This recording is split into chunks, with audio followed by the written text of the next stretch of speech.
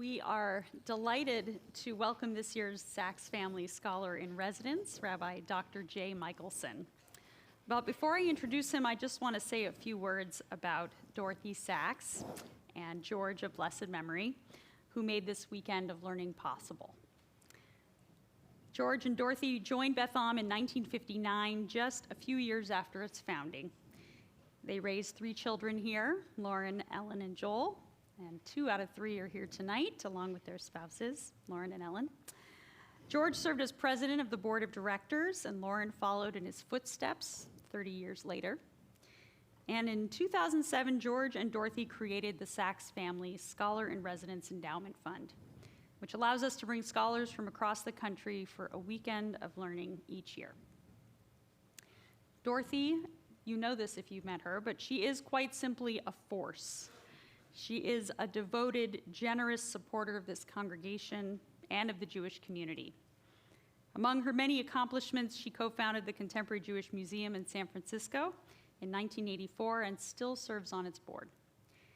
And just last year, she received the Jewish Federation's Judith Chapman Memorial Women's Leadership Award. She loves Judaism, art and artists, theater, travel, and most of all, her family. And we are truly blessed by Dorothy's enduring presence and commitment to Beth Am.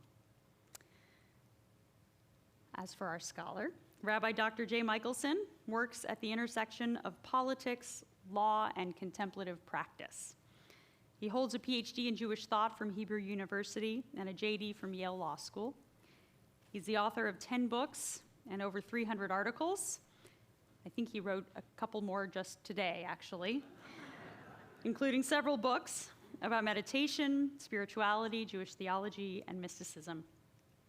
He won the National Jewish Book Award last year for his book, The Heresy of Jacob Frank.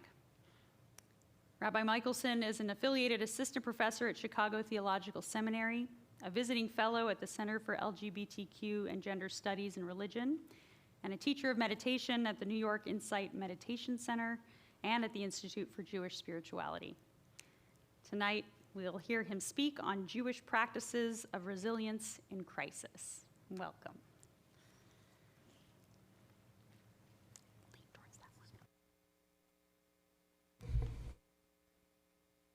Shabbat shalom. That's a pretty hot mic. Less hot, still audible. Shabbat shalom. It really is an honor to be here. I have a small child, and this is my first trip west of the Mississippi since 2007.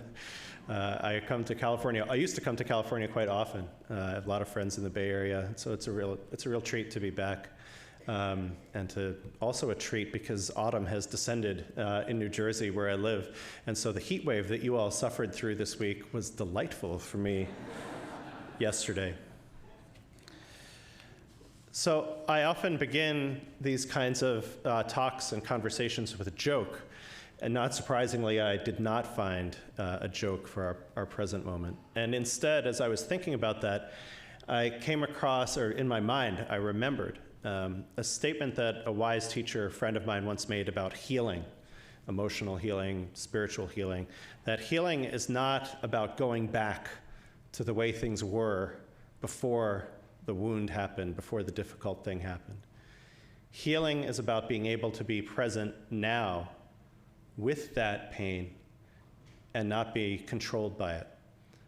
Able to be present for the people in our community who need us to show up, present for our values, present with one another.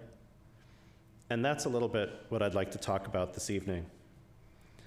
You know, when I was starting out and when I teach Introduction to Religious Studies, one of the main kind of schools of thought in scholarship around the study of religion is functionalism, which is to say, what do rituals, what do beliefs, what do practices, what do they do?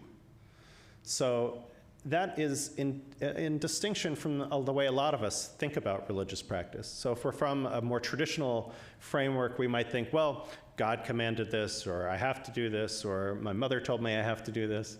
But functionally speaking, it's less about the myth or the ritual, the structure underneath the ritual, than what these practices can do for us. So lighting Shabbat candles has a precedent in rabbinic and halakha and Jewish law, but it also has a warm, emotional, connecting quality that can be true regardless of our beliefs. Theology is secondary in this frame to experience, to encounter with one another, with something about the numinous or the sacred. One of my teachers, Rabbi Zalman Schachter Shalomi, of blessed memory, said, "I don't believe in the same God you don't believe in." Another of my teachers, Rabbi Michael Paley, said, "In Judaism, you have to believe in one God or fewer."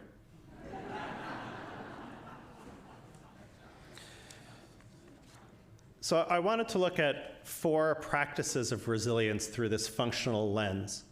And they map on, if you like things that map on to other things, they map on to the Kabbalistic doctrine of the 4 worlds, and they also map on to the structure of the 10 Commandments. So I didn't go for the most obscure, weird, Sabbatean Hasidic sources for this evening, although I do love those. I went right to the heart of Jewish tradition, to the 10 Commandments. And I want to revision these 4 topics in terms of resilience in a time of crisis, which we are now in. Resilience can mean a lot of things. Sometimes it means strength. Sometimes it means flexibility, right? Trees have resilience precisely because they bend, right? Sometimes it means what might look like vulnerability or openness, because that enables us to continue to be authentic with one another and not to close ourselves off behind shells. So let's start with the first one. We can go to the next slide. The print on these is a little smaller than I anticipated, but luckily they're short texts, some of them. This line from Isaiah is familiar if you do the Jewish practice of Havdalah. Hinei el Yeshuati avtach v'lo avchad. It's those first few words. Behold, the divine is my salvation. I shall trust and not fear. Well, this is pretty theistic language. And yet, what I love about this phrase, its placement in the liturgy is like at the end of Shabbat, we're re-entering the world, and this imagined protection, this Sukkot Shalom, the sukkah of peace that surrounds us on the Shabbat is ending, and we're vulnerable.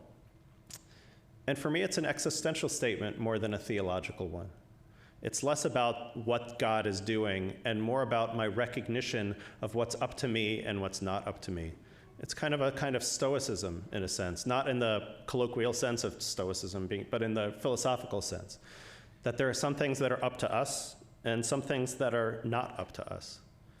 Knowing that there are things I can do and there are things I cannot do. I don't have to be the hero of this story.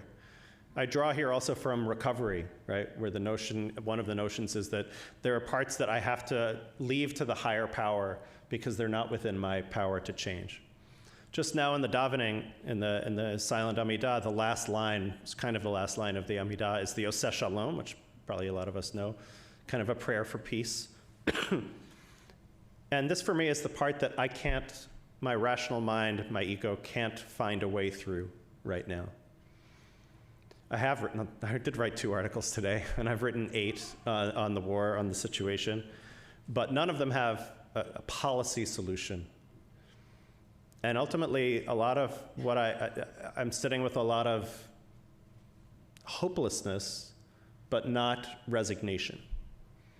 And it's that dynamic balance. So when I pray for peace, that's precisely the part that I can't yet envision. My rational mind can't yet figure out. And I leave that part to God, not in a sense of non-activity. There are a lot of actions which I know all of us are engaged in, but seeing where that human agency ends. This trust in God, scare quoted, I think precedes theology. It's not, I don't have a belief in an anthropomorphic deity who's pulling the strings and who rewards the righteous and punishes the wicked. But I am a human, and so when I imagine the transpersonal, I project from my own experiences of parent figures into that mystery. And I imagine and I dream that there is this power that holds what I cannot hold. And in that, I can trust and not fear. In that, I can set down some of the burden. And I know starting with God, starting with this first world of Atzilut, is a good way to alienate a big portion of the audience. But I want to make a case for this transpersonal mystery that does not reduce to a theology, but which can actually help us be more engaged in the parts of the world, in the parts of our experience that we can change, that we can transform. Whether it's tikkun olam in a large sense, or showing up for people who are hurting or more vulnerable than us in another sense. Prayer, I think, is part of this. The preposterousness of prayer, the audacity, not asking for something like, I want my special reward, but just enabling the soul to be vulnerable with the pain that so many of us, probably all of us, but so many of us are feeling. To enable there to be a holding of that pain, even if I don't have a rational belief in some deity, but that I can set that burden down and trust and not fear. This, for me, is a profound Jewish gift. It's the first 3 Jewish commandments about the divine and God and all of the stuff which a lot of us don't have a rational belief in. But we do have occasional experiences of the numinous, of the transcendent. And we do have moments of love that transcends the boundaries that are between us. And in that, I can trust and not fear. My rational mind does not have a way forward right now that has a clear direction. I leave that maybe to the experts, but they don't have one either. But there's a part of ourselves which can nonetheless hope and not fear. That's what I want to commend to you in this first world, these first 3 commandments. What are the parts that I can't hold? And how can I set down that burden in trust, in hope, in prayer, even in desperation? This, to me, is part of the Jewish enterprise of the holy. You can go to the next one. When we do this, my favorite Jewish poem is by Adrienne Rich, wonderful queer Jewish poet and essayist and feminist, and it's called Diving into the Wreck. And in a way, I think this poem, which this is a small excerpt of it goes on for quite some time, is about the engagement with a tradition that we know is problematic, that we know we don't have a way into, that it's like a shipwreck, but there are treasures in the shipwreck. And that's the kind of, what are the treasures that are inside the Jewish shipwreck that I might explore? This is the place, she writes, and I am here. The mermaid whose dark hair streams black, the merman in his armored body. We circle silently about the wreck. We dive into the hold. I am she. I am he whose drowned face sleeps with open eyes, whose breasts still bear the stress, whose silver, copper, vermeil cargo lies obscurely inside barrels, half wedged and left to rot. We are the half-destroyed instruments that once held to a course. For me, engagement with these Jewish sources, practices of resilience community is not about imagining a fundamentalist return to some pre-modern period in which things were different from the way they are now, but bringing also the alienation, also the pain, also the challenge into this engagement with one another. We can go to the next one. The 4th commandment, and the second of our 4 practices of resilience, is perhaps less alienating than God. I didn't order the 10 commandments. If I did, I would customize it for my talk in a different way, but unfortunately, that wasn't part of the shipwreck. It's funny, I was just talking with a friend of mine who said he was dating somebody who was not Jewish, and he keeps Shabbat in a fairly strict way. And the person they were dating, they broke up, but the person said that they loved Shabbat so much that they're still keeping Shabbat. So there's Shabbat in the narrow sense of Shabbat, which we're now in, the time of non-doing. And there's also the movement or the grammar of Shabbat in daily life. So I know it's kind of radical. I am aware of the general geographic vicinity in which I find myself. So the idea of suggesting that we might turn off our phones for 24 hours is perhaps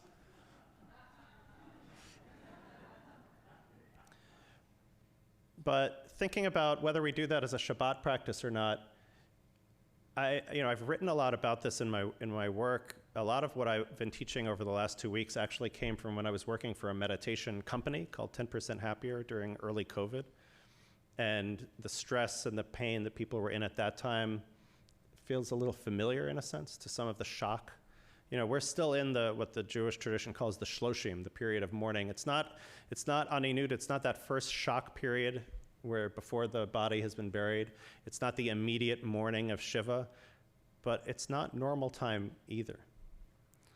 And we saw at that time, there's a way to try to incorporate Shabbat into our 24/7, our 7 days of the week observance. When we're holding the device, and I failed at this a lot over the last few weeks, there could be a pause before we choose to view the image that will break our heart. And deciding right in this moment, might that serve me and help me or not? Sometimes it's said that good religion, spirituality, etc., afflicts the comfortable and comforts the afflicted. And sometimes we're a little too comfortable. Sometimes we need to wake up to the suffering of others, to a crisis like now. Sometimes we might be a little bit asleep, and we need to be afflicted. Maybe this month we need not to be more afflicted. And there are times where if our affliction, if our waking up isn't helping, that there could be a little Shabbat, a settling back. For me, the practice of meditation is like the practice of Shabbat, of not doing, of making space. How am I feeling right now? How am I in my body right now? Am I able to, again, be of service to others? It doesn't stop with me. It's not about me feeling better for myself. It's me being resilient so that I can do the work that I want to do, which might be protest, or might be support, or it might be advocacy, or it might be directly helping. Whatever that is, there's a certain point at which more engagement and digging through the dirt of my own emotions no longer helps me be of service to others. So this is a quote from Abraham Joshua Heschel's wonderful book, The Sabbath, which already got quoted a little this evening. In the tempestuous ocean of time and toil, there are islands of stillness where, he was writing a long time ago, where a human being can enter a harbor and reclaim their dignity. This island is the seventh day, the Sabbath, a day of detachment from things, instruments, and practical affairs, as well as of attachment to the Spirit. What might it look like to have a momentary Shabbat a few times a day, where there's that brief pause to check in, to ground, to center, and to choose wisely the next course of action? We could go to the next slide. One of the wonderful sources for Jewish meditation is this source from the Eish Kodesh. And this too was written, so this book from the Piasetzner Rebbe is a transcription of conversations and tshuvot from the period of the Holocaust. So this was written under extreme duress.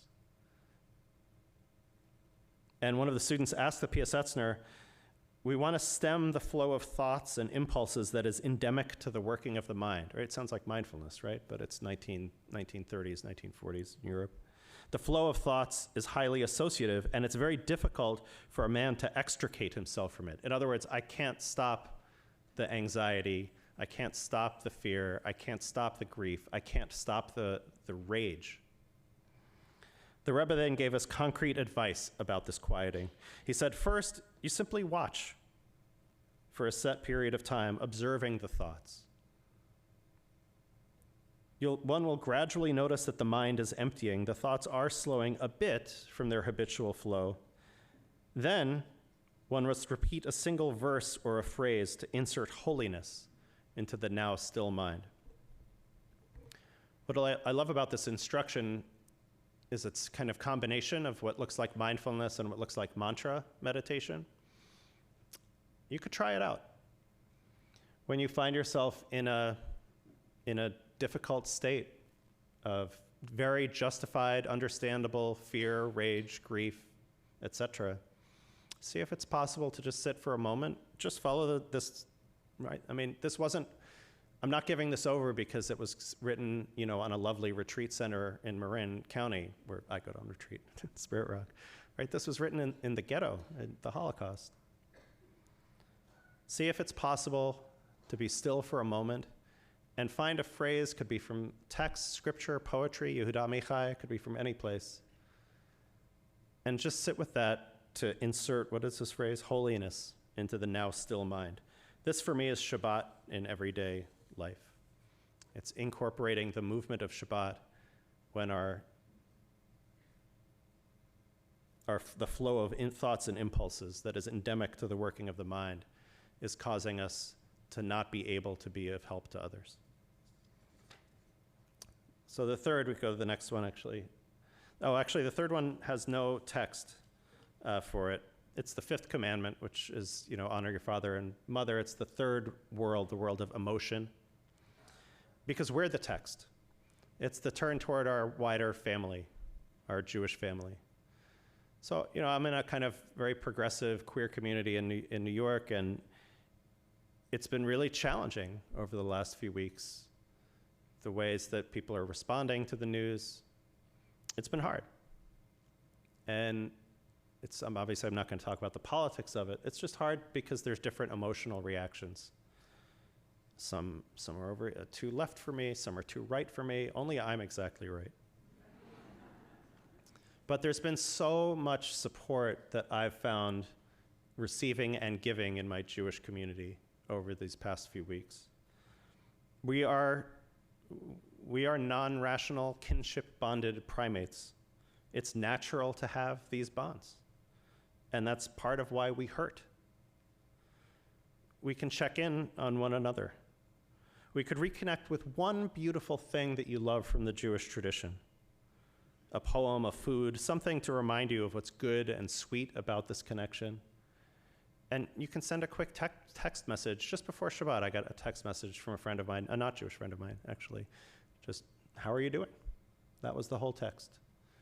I didn't answer it, but I received it. That's our families of choice, our families of origin. This is the gift of human connection.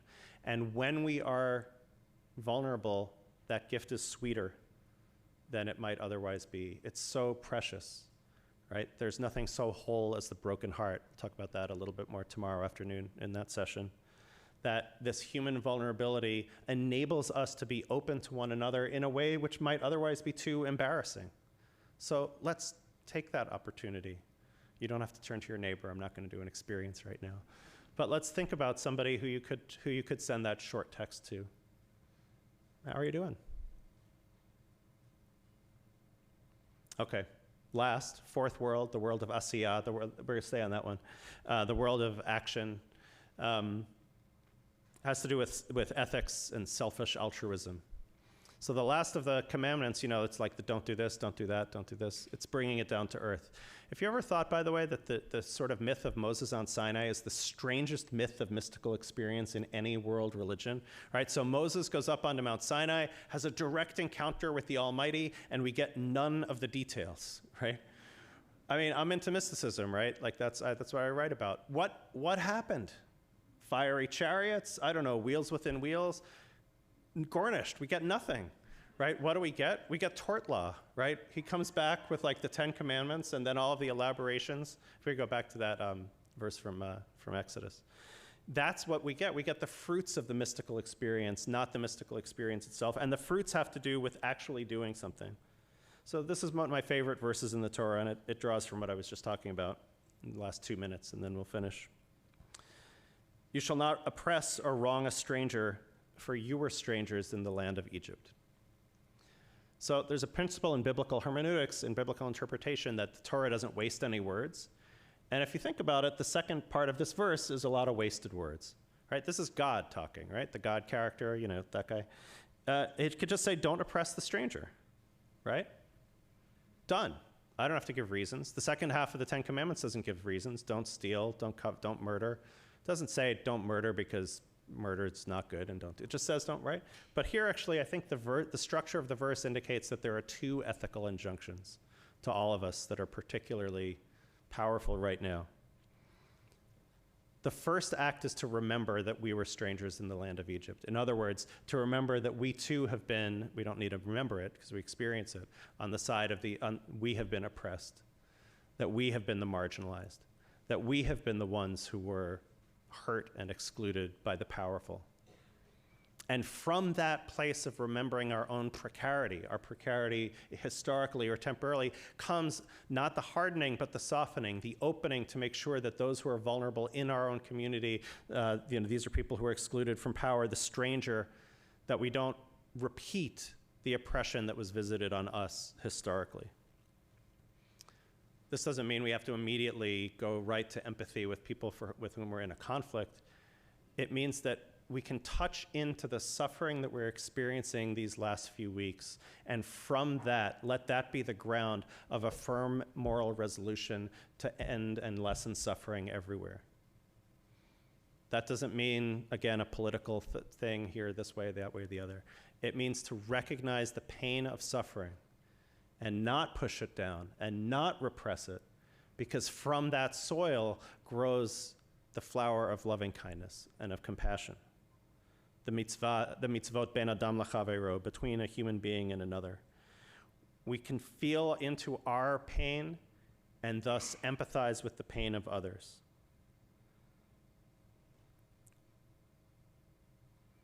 We have limited power to affect global affairs, but we can use the power that we have. We can reaffirm our humanity. And this has itself a kind of selfish aspect to it, to be the better angels of our nature, because that's the source of happiness. The Dalai Lama likes to teach this. Like, if you want to be happy, help someone else. If you want to be happy, do something else for somebody else. There's a wonderful new book by Matthew Ricard called Altruism about that. And he has even scientific data, so you can believe him. That's the invitation that times of crisis bring to us, to develop the resilience to stand up for the parts of ourselves which are the most human, precisely when we come in contact with evil, with actions of others that are the least human, that are the most terrifying. And I don't want to explain or sugarcoat or contextualize. I want to confront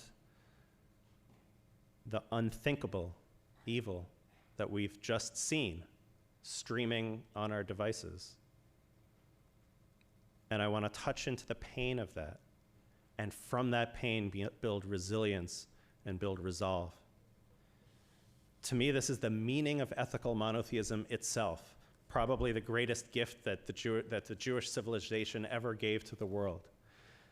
That holiness and justice and compassion, that these are the two triangles of the Jewish star, one pointing upward to the heaven and one pointing downwards to earth, to where our responsibilities meet our actions. This, for me, is the core teaching of the tradition that I value the most. That these two things must be together, because it's when we are looking to those transcendent values and integrating them into our lives that we're the most human. Shabbat Shalom.